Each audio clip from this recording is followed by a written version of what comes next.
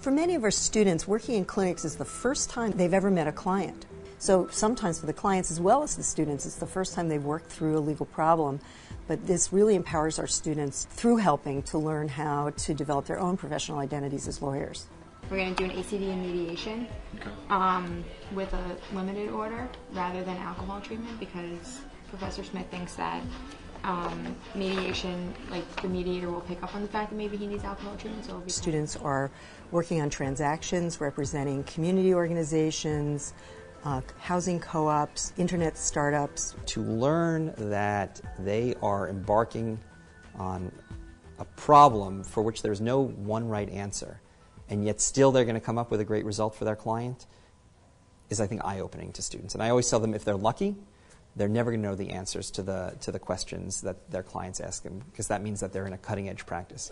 But here's a whole other possibility, and I'm just brainstorming at this point. A whole other possibility is to let it be a not-for-profit, but not tax-exempt. Does it have to be tax-exempt?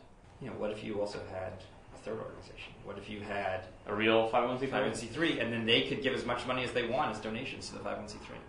I'm not saying that's the best solution, but if for some reason it's... Actually, I think that's a very good idea. So many people come with the expectation that to be a lawyer is to know what the law is.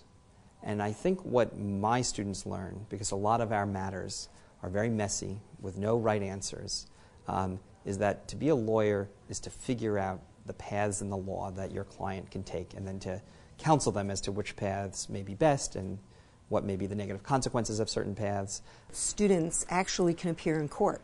And we're lucky here in New York because our courts are pretty generous, and students are able to appear in both state courts, federal courts, administrative agencies, trial courts, appellate courts, and often do appear in all of these courts at many different times in the semester. A lot of the important parts of the simulation happen at the very beginning of the semester before students meet with our clients. And so it's this completely safe environment to do one of the most important things in learning, which is to make mistakes.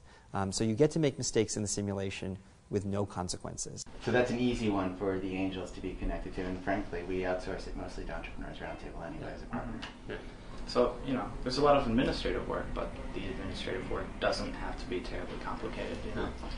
It's an Excel spreadsheet and a bi-weekly meeting. Exactly. That, I think, is easy enough, and that's something that I would enjoy doing.